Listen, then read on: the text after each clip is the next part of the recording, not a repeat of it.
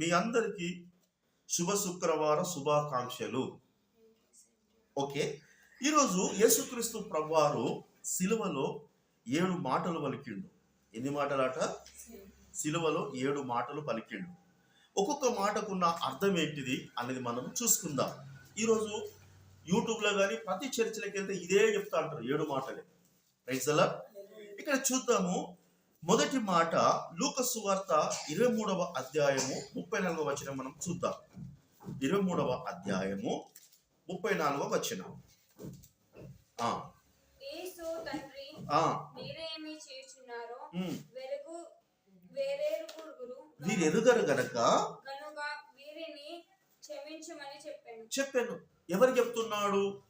ఆయన మీద ఉన్న తండ్రి చెప్తున్నాడు. ఏం చెప్తున్నాడు? వీరు ఏమి చేస్తున్నారో వీరు తెలియదు కనుక వీరిని. అంటే ఇప్పుడు మనకు దేవుడు ఏం నేర్పిస్తున్నాడంటే, మనము ప్రాణాపాయ స్థితిలో కూడా క్షమించే గుణం మనలో ఉండాలని దేవుడు అంటాడు. Praise the lord. ఎంతమందిని క్షమించాడు? అక్కడ చాలా మంది యేసు ప్రభుకు సిలువ వేయండి అని చెప్పేసి మొత్తుకున్నారు. అంతమందిని కూడా దేవుడు క్షమిస్తున్నాడు.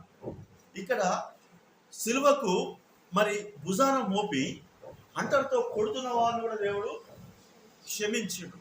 యేసు ప్రభుని కింద పడుకోబెట్టి చెక్కకు ఈ చేతులలో మేకులు కొడుతున్న వాళ్ళని కూడా క్షమించాడు. ఎంత గొప్ప ప్రేమ! Praise the Lord. హల్లెలూయా. అదే విధముగా మత్తయి సువార్త 18వ అధ్యాయం మనం చూద్దాము.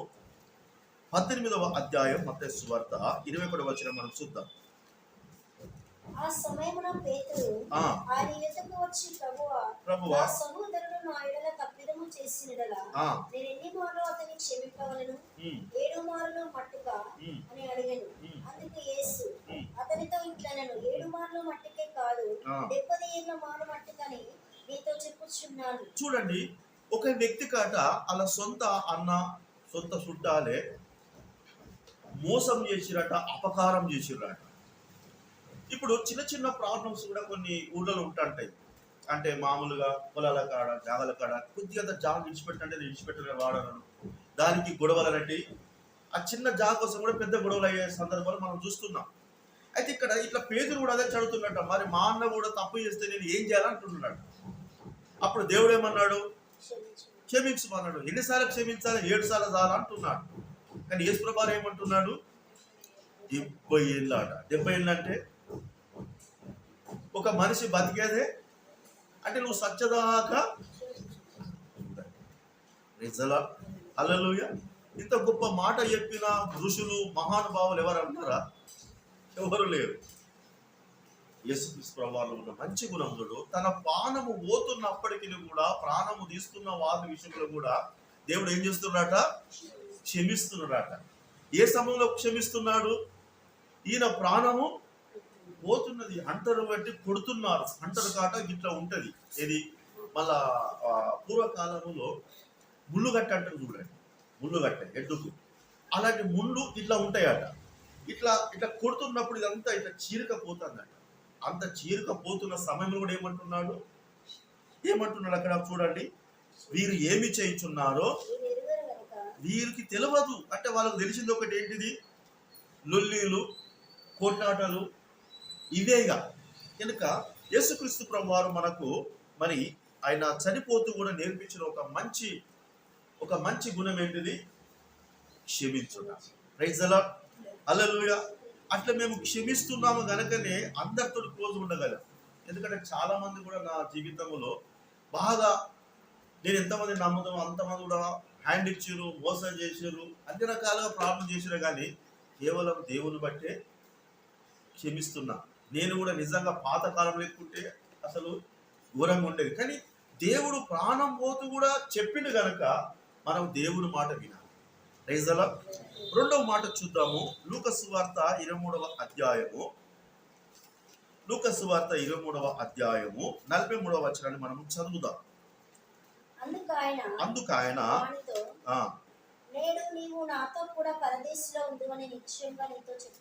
ఇక్కడ చూడండి, యేసుక్రీస్తు ప్రభువారు మరి మరణించిన అనంతరము అంటే అర్థం ఏంటిది? ఈ శరీరం అనేది భూమి మీదనే ఉంటది, కానీ లోపల ఆత్మ ఎక్కడికి పోతున్నదట? పరదేశికి పోతున్నదట. Praise the lord. ఇక్కడ సిలువలో కూడా యేసు ప్రభుతో పాటు ఇద్దరు దొంగలు కూడా ఉన్నారు. ఒక దొంగ ఏమంటున్నాడు, నువ్వు దేవునివే అయితే నిన్ను కాపాడుకో, మమ్మల్ని కాపాడచ్చు కదా అంటారు. ఇంకొక ఆయన ఏమంటున్నాడు, అరే మనము తప్పు చేసి శిక్ష పొందుతున్నాం, కానీ ఈయన ఏ తప్పు చేయకుండా శిక్ష పొందిన కనుక మనం అట్లా అనద్దురా అన్నప్పుడు దేవుడు అంటాను కదా, నువ్వు కూడా నాతో నేను పోయే కాడికి వస్తాం అంటున్నాను. దేవునికి స్తోత్రం. అంటే ఇప్పుడు మనకు ఏది ముఖ్యము, ఈ లోకములో శాశ్వతమైనది ఏమీ లేదు. మనం మరణించిన వెంటనే ఎక్కడికి వెళ్ళాలి, పరదేశికి వెళ్ళాలి. ఇక్కడ యోహాను సువార్త 14:3 మనం చూద్దాము. యోహాను సువార్త 14:3. 14 నేను వెళ్ళి మీకు స్థలము సిద్ధపరచిన ఎడల స్థలములో మీరును ఉండు. అది అంటే దేవుడు ఎక్కడ ఉంటాడో దేవుడు స్థలంలో మనం ఉండాలని దేవుడు అనుకుంటాడు. Praise the lord. మనం ఎక్కడ ఉండాలట, దేవుడు ఉండే స్థలములో మనము ఉండాలని దేవుడు మన కొరకు స్థలమును సిద్ధపరిచినట్టు. అర్థం ఏంటిది, నేనున్నాను, నా కొడుకు పెద్దగా అవుతాడు కనుక ఆయనకు ఒక ఫ్లాట్ కొనాలి అని ఎవరు చెప్పకుండా నాకే ఆలోచన వస్తాయి. ఆయనకంటూ ఇప్పుడు ఉన్నాం కదా ఇంట్లో, కొద్ది రోజుకి ఆయన పెద్దగా అయితే ఒక రూమ్ కట్టించాలి, సపరేట్ బెడ్రూమ్. మనకి ఎట్లా ప్లాన్స్ ఉంటాయో మన విషయంలో దేవునికి ఒక గొప్ప ప్లాన్ ఉంది. ఏంటిదా ప్లాన్ అట, నేనున్న స్థలములో మీరు ఉండాలి. ఎంతటి పాపము చేసినా పర్వాలేదు, నా దగ్గరకు వచ్చి యథార్థంగా ఉంటే చాలు అంటున్నాడు. Praise the Lord. హల్లెలూయా. కనుక ఇక్కడ సిలువలో దొంగ తప్పు చేసినా కానీ దేవుడు ఏం చేసిండు, నీవు నాతో పాటు పరదేశంలో ఉంటామని చెప్పేసి అతని పరదేశికి తీసుకెళ్ళినట్టు కూడా మనం చూస్తున్నాం. దేవునికి స్తోత్రం. ఇక్కడ 3వ మాటగా చూద్దాం. యోహాను సువార్త 19:26. యోహాను సువార్త తన తల్లియు తాను ప్రేమించిన శిష్యులను దగ్గర నిలుచుండట చూసి, అమ్మా ఇదిగో నీ కుమారుడు అని తన తల్లితో చెప్పాడు. చూడండి, ఇక్కడ యేసుక్రీస్తు ప్రభు వారు ఆయన మీద వాళ్ళ అమ్మ ఆధారపడి ఉండే. ఇప్పుడు ఒక కొడుకు ఉన్నప్పుడు తల్లికి కూడా ఒక ఆశ ఉంటుంది కదా, రేపు మంచైనా చెడ్డైనా నాకంటూ ఒక కొడుకున్నాడు అని చెప్పేసి ఒక ధీమా. కనుక ఇప్పుడు యేసుక్రీస్తు ప్రభు వారి జీవితంలో కూడా ఆయన మరణానికి అప్పగించబడ్డాడు కనుక మరి ఆమె బాగోగులు ఎవరు చూసుకోవాలి అని ఆయనను ఇష్టంగా ఎవరైతే వెంబడించిండ్రో ఆ శిశువునికి అప్పగిస్తున్నాడు. ఏమని, అమ్మా ఇదిగో నీ కుమారుడు. అంటే ఇంతకాలము నేను చూసుకున్నాను కానీ ఇప్పుడు నేను చూసుకోవడం కాదు కానీ నాలాగా నేను చూసుకుంటాడని. అంటే బంధుత్వాన్ని కట్ చేసుకోవడానికి, బంధుత్వాన్ని విడగొట్టుకోవడానికి దేవుడు ఇష్టపడలేదు. Praise the lord.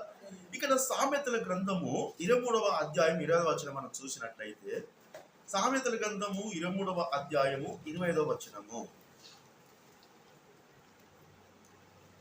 సామెతల గ్రంథము 23:25.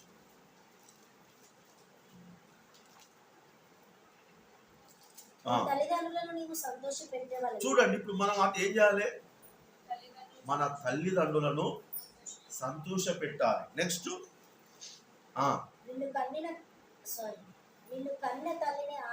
అంటే చూడు, తల్లికి ఎంత ప్రియారిటీ ఇస్తున్నాడు.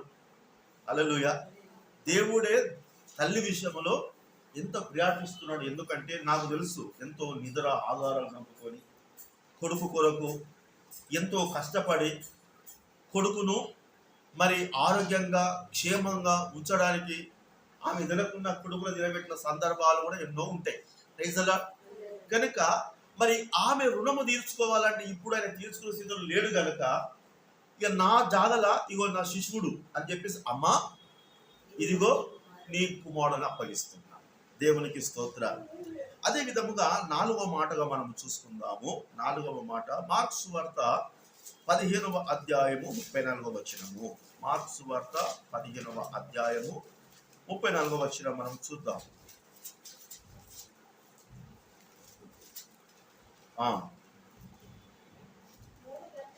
3 గంటలకు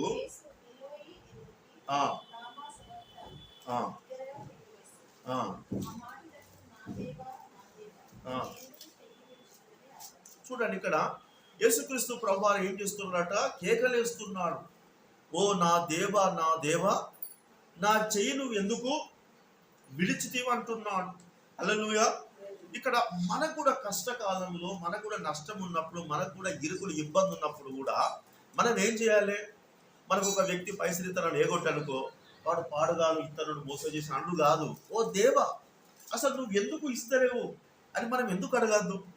ఇది యేసు ద్వారా మనం నేర్చుకోవాలి. హల్లెలూయా. మనకు కష్టం వచ్చినా నష్టం వచ్చినా ఏది వచ్చినా మనం ఎవరిని అడగాలి? దేవుని. నువ్వు ఎందుకు నా చేయి విడిచినావు? నువ్వు ఇచ్చే దేవుడు సమస్తం చేసినవాళ్ళు, నువ్వే కనుక నాకెందుకు ఇత్తలని చెప్పేసి మనం అడగాలి. ఇక్కడ యెషయా గ్రంథము 41వ అధ్యాయం 13వ వచనంలో, యెషయా గ్రంథము 41వ అధ్యాయం 13వ వచనం, యెషయా గ్రంథము 41వ అధ్యాయము 13వ వచనం, 41వ అధ్యాయము 13వ వచనం. నీ దేవుడైన యెహోవానకు నేను భయపడకుము, నేను నీకు సహాయము చేసేదనని చెప్పుచు నీ కుడి చేతిని పట్టుకొనుచున్నాను. చూసారా, నీ కుడి చేతిని పట్టుకున్నా అన్నావు, మరి ఇప్పుడెందుకు చేయని? Praise the lord. అంటే ఈ సమయంలో మనం నేర్చుకోవాల్సిన పాఠం ఏంటంటే, దేవుడిచ్చే వాగ్దానాలు, వాక్యాలు ఏవైతున్నాయో మన కష్టకాలంలో అవిటిని గుర్తు చేసుకుంటూ దేవునికి ప్రార్థించాలి. నువ్వు చెప్పినావు కదా, నేను నీ కుడి చెయ్యి పట్టుకున్నాను భయపడక అన్నావు, మరి ఇప్పుడు ఈ పరిస్థితి ఏంది? ఇంత గొప్పగా ఎందుకు బాధపడాలి అని మనం ఎప్పుడైనా అడిగిన సందర్భాలు ఉన్నాయా? Praise the Lord. హల్లెలూయా. ఇంకొకటి 53వ యెషయా గ్రంథము 10వ వచనం మనం చూద్దాం. 53వ అధ్యాయము 10వ వచనం, 53వ అధ్యాయము 10వ వచనము. అతని నలగొట్టుటకు యెహోవాకు ఇష్టమాయెను. చూసారా, నా దేవా నువ్వు నా చెయ్యి విడిచినావు అన్నందుకు చెప్తాను, నిన్ను అట్లా అప్పగించడం నాకు ఇష్టమైన దేవుడు అంటాడు. అంటే కొన్ని సందర్భాల్లో మన కష్టాలు ఎందుకు అంటే దేవుడే కల్పించుకుంటేనే మనకు వస్తాయి. Praise the lord. అతను నలగొట్టుటకు దేవునికి ఇష్టమైందట. అంటే మనకు కొన్ని కష్టాలు రావడం దేవునికి, మనం ఊకే నవ్వినా పిచ్చోళ్ళు అంటారు, ఊకే ఏడిచినా పిచ్చోళ్ళు అంటారు. కానీ ఒకసారి నవ్వాలి, ఒకసారి అందుకే ఒకసారి నవ్వే సందర్భాలు ఉంటే, ఒకసారి అది దేవుడే మనకు అనుగ్రహిస్తాడు. దేవునికి స్తోత్రాలు. ఇప్పుడు ఎన్నో మాట, 5వ మాట, యోహాను సువార్త 19వ అధ్యాయము 28వ వచనం. యోహాను సువార్త 19వ అధ్యాయము 28వ వచనము. అటు తర్వాత సమస్తమును అప్పటికి సమస్తమైనదని యేసు ఎరిగి లేఖనము నెరవేరినట్లు నేను దప్పికొనుచున్నానని. చూడండి, యేసుక్రీస్తు ప్రభువారు ఏమంటున్నాడు? దప్పికొనుచున్నాను అంటున్నాడు. దప్పి అంటే అర్థం ఏంటిది? దాహము. ఎర్ర టెండలో 3 గంటల ప్రాంతములో పెయ్యన్ని గాయముల చేత ఒక్క సుక్క నీళ్ళు వైపు ఎట్లా ఉంటుంది? పానం ఇల్లాడిపోతా ఉంటుంది. కనుక నేను దప్పికొనుచున్నాను అంటున్నాడు. ఆ మాట ఎన్నో మాట? అది 5వ మాట. అసలు దప్పికొనుట అంటే, మరి దేవుడు తలుసుకుంటే వర్షాన్ని కురిపించగలడు. Praise the Lord. హల్లెలూయా. ఇంకొక మాట, ఏలియా కాలంలో ఏం జరిగింది? 3.5 సంవత్సరాల తర్వాత వర్షం వచ్చింది. దేవుడు తలుసుకుంటే వర్షము వస్తుంది. ఇర్మియా గ్రంథం 10వ అధ్యాయం 10వ వచనంలో ఒక మాట ఉంటుంది. ఏమని చూద్దాం ఒకసారి త్వరగా. 10వ అధ్యాయం 10వ వచనం.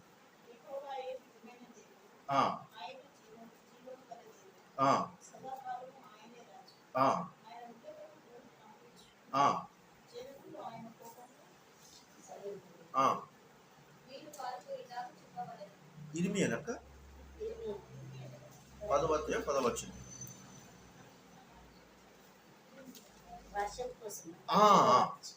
సరే 12వ వచనము. ఆయన తన బలము చేత భూమిని సృష్టించెను.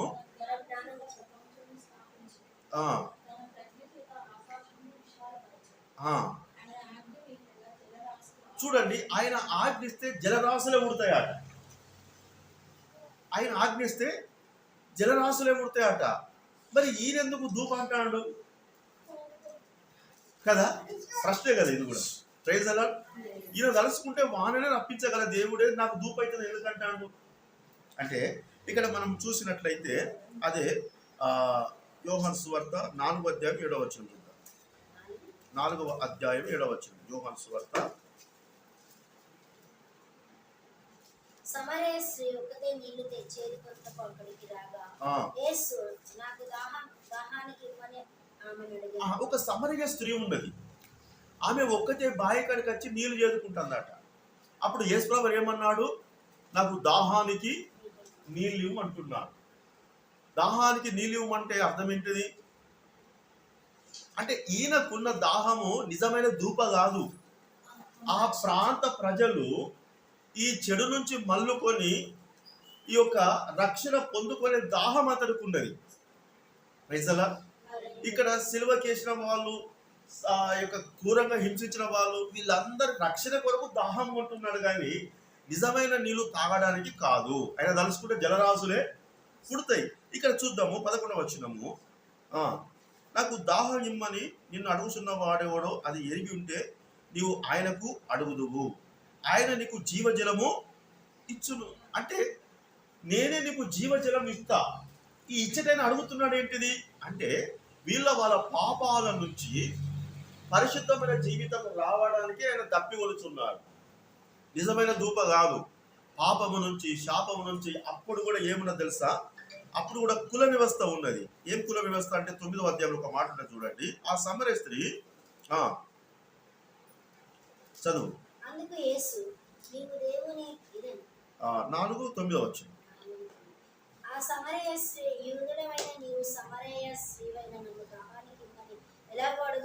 అక్కడ కూడా కులాలు మతాల పట్టింపు ఉన్నది. మీరు ఒకటి, మేమొకటి, మీరు మా దగ్గర, మేము మీ దగ్గర, మేము దాంట్లో మంచిని కూడా తాగమంటారు.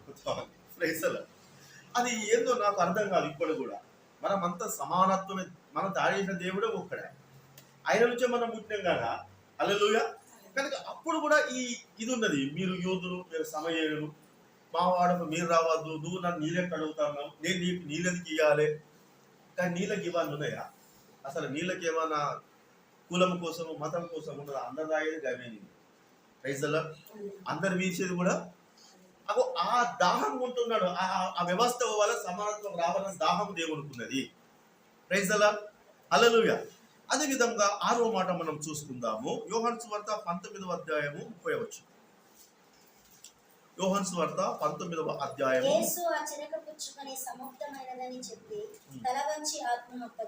చూడండి, ఇక్కడ సమాప్తమైనది అంటున్నాడు. సమాప్తం అంటే అర్థం ఏంటిది?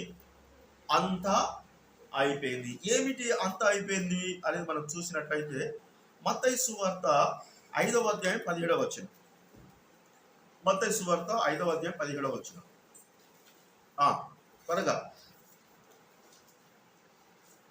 మత్తయి సువార్త 5వ అధ్యాయము 17వ వచనము.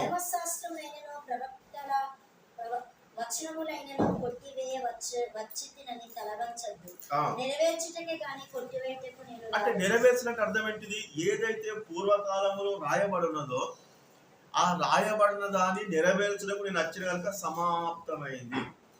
నేను వచ్చిన పని అయిపోయింది. ఇంకొక మాట చూద్దాం మనం. యోహాను సువార్త 17వ అధ్యాయం 4వ వచనం. 17వ అధ్యాయం 4వ వచనం.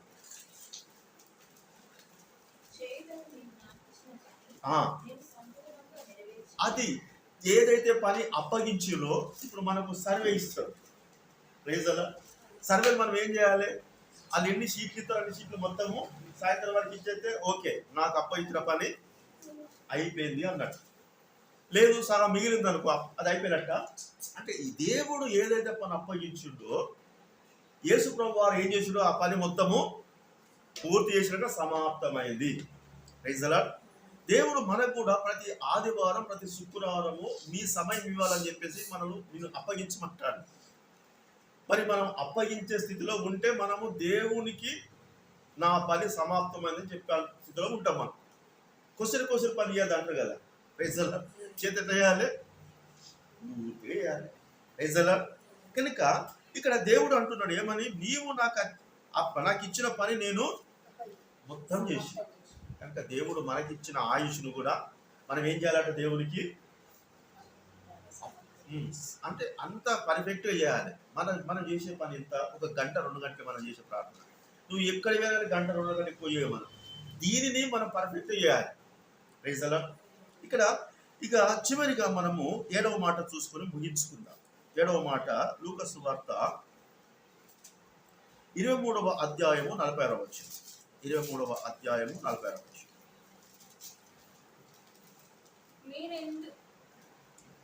23వ అధ్యాయం 46వ వచనం. అప్పుడు యేసు గొప్ప శబ్దంతో కేక వేసి, తండ్రి, నీ చేతికి నా ఆత్మను అప్పగించుకుంటున్నానని ఆయన ఇలాగ చెప్పి ప్రారంభించారు. ఓకే, ఇక్కడ చూడండి, యేసుక్రీస్తు ప్రభువు ఏం చేస్తున్నారట? ఏం చేస్తున్నారట? ఆయన చేతికి ఆత్మను అప్పగిస్తున్నారు. మన ఆత్మను కూడా దేవునికి అప్పగించాలి. మనకు అరికాలకు మొలి నాటకుండా ఉండాలంటే మనం అందుకే ఎక్కడైనా మేమిద్దరం ప్రార్థన చేసుకుని పోతాం, మళ్ళీ వచ్చినాక కూడా ప్రార్థన. ఇది చాలామంది చెయ్యరు కనుకనే కొన్ని జాగాలల్లో కొన్ని మేము వెళ్ళొచ్చినాక యాక్సిడెంట్ అయినట్టే చాలా బాధ అనిపిస్తుంది. అంటే ఆ జాగాలకి మేము వచ్చినాం, కానీ దేవుని కృప ఉన్నది.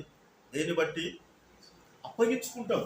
ఎటు పోయినా కానీ ప్రభా మేము కాదు, నువ్వే మమ్మల్ని తీసుకెళ్ళు, నువ్వే తీసుకురా అన్నప్పుడు దేవుడు తప్పకుండా ఆయనకు అప్పగించుకున్నాం కనుక ఆయన మనల్ని మంచిగా తీసుకెళ్ళి కనుక మనం ఒకటి గుర్తు పెట్టుకోవాలి.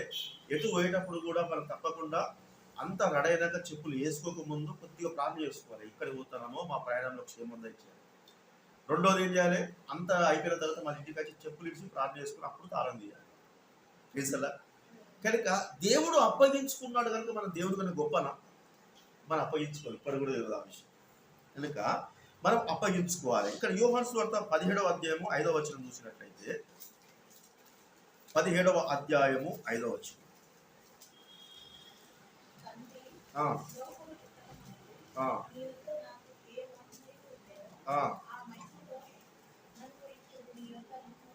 అది చూడండి, మనము పుట్టక ముందు ఏ విధంగా దేవుని దగ్గర పరిశుద్ధంగా ఉన్నామో ఆ పరిశుద్ధత అనేది దేవుడు ఇవ్వడానికి ఇష్టపడుతున్నాడు. హల్లెలూయా. లోకము పుట్టక మునుపు నీ యొద్ద నాకు ఏ మహిమ ఉన్నదో ఆ మహిమతో నన్ను ఇప్పుడు మహిమపరచము. అంటే మనకు ఆ పూర్వకాలపు మహిమ మనకు రావాలంటే మనం మన దేవునికి అప్పగించుకోవాలి.